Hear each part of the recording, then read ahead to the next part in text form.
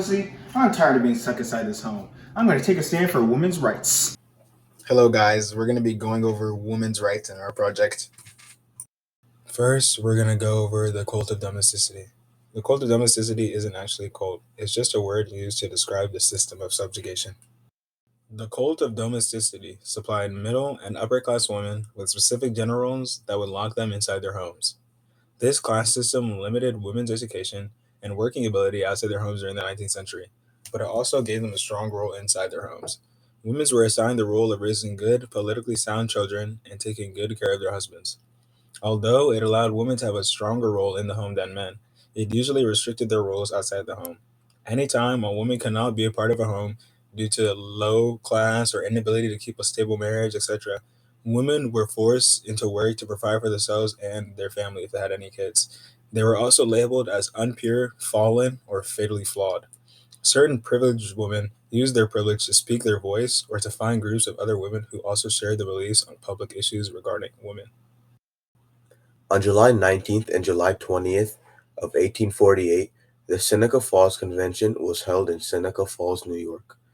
The Seneca Falls Convention was the first women's rights convention in the United States and is often referred to as the birthplace of feminism. Originally known as the Women's Rights Convention, the Seneca Falls Convention fought for the social, civil, and religious rights of women. The convention consisted of five main organizers: 1. Elizabeth Cady Stanton, 2. Lucretia Mott, 3. Mary McClintock, 4. Martha Coffin Wright, and 5. Jane Hunt. During the convention came a list of 11 resolutions, which demanded women to be regarded as men's equals. The resolutions called on Americans to regard any laws that placed women in an inferior position to men as having no force or authority. They resolved for women to have equal rights within the church and equal access to jobs. The Declaration of Sentiments was the Seneca Falls Convention's manifesto that described women's grievances and demands. It called on women to fight for their constitutionally guaranteed right to equality as U.S. citizens. Written primarily by Stanton, the Declaration of Sentiments was based on the Declaration of Independence to parallel the struggles of the Founding Fathers with those of the women's rights movement. The Declaration of Sentiments begins by asserting the equality of all men and women and reiterates that both genders are endowed with unalienable right to life, liberty, and the pursuit of happiness.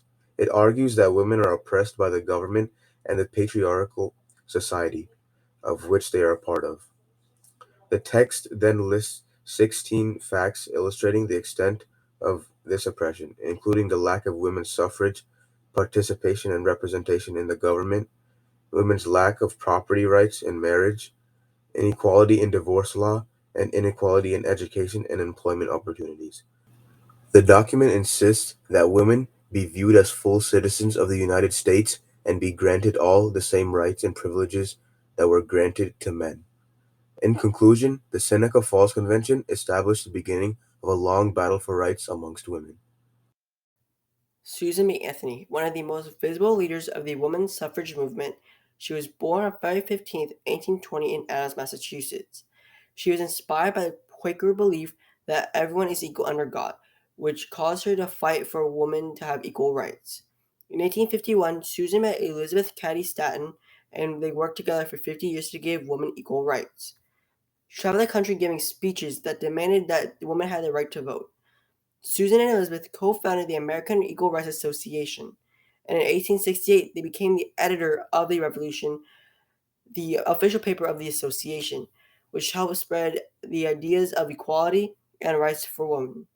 After the 14th and 15th Amendment, which gave slaves the right to vote, Susan and Elizabeth were mad due to the fact that it didn't give women the right to vote as well.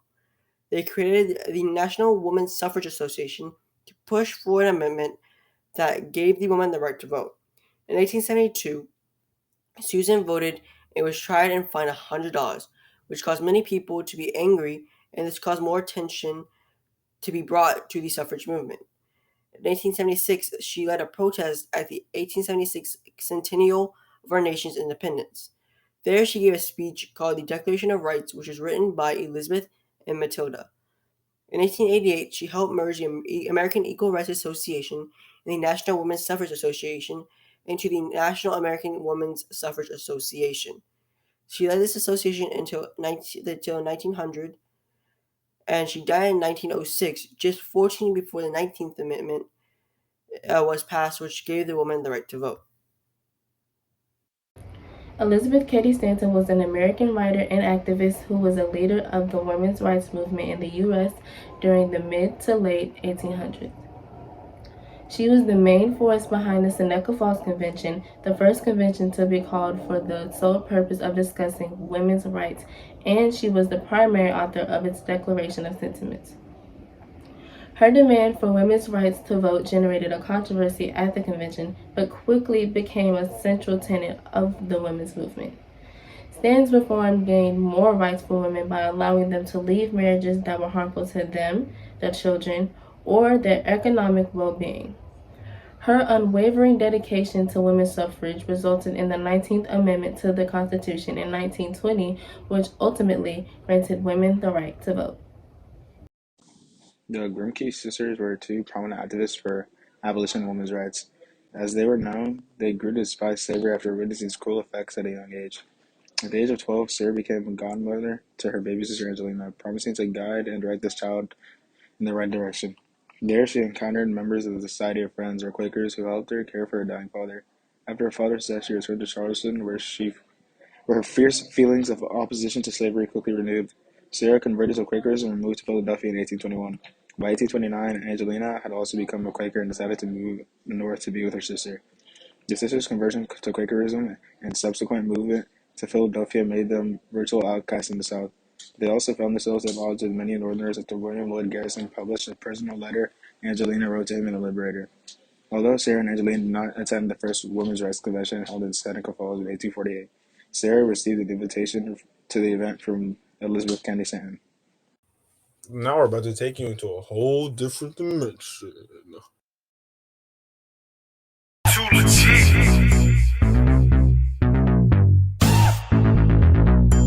Too legit.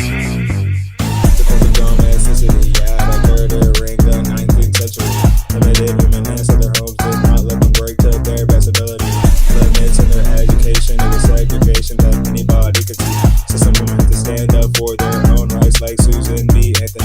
One of the most visible leaders of the women's suffrage movement. She met Lloyd Garrison and Frederick Douglass, who gave her inspiration. She met with a group of women at the Seneca Falls Convention, traveling around the country, giving speech to speech for women's suffrage. In the U.S., they held the very first women's rights convention. This is where they fought for social and religious rights of women. This resulted in the creation of the Declaration of Sentiments. In the meeting, they went over 11 different resolutions. All of them were passed except for the one about women's suffrage. Together, Elizabeth and Susan paved the way for the movement. Blooper time. Too legit.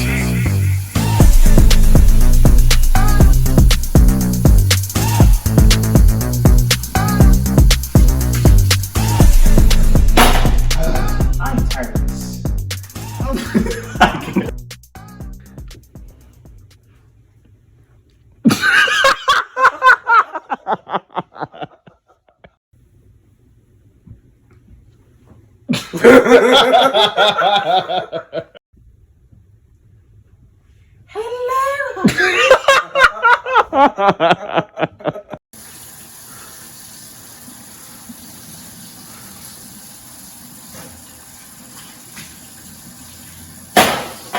Honestly, I'm stuck at being inside the house. I'm gonna take a stand for. No, that's not even my fault.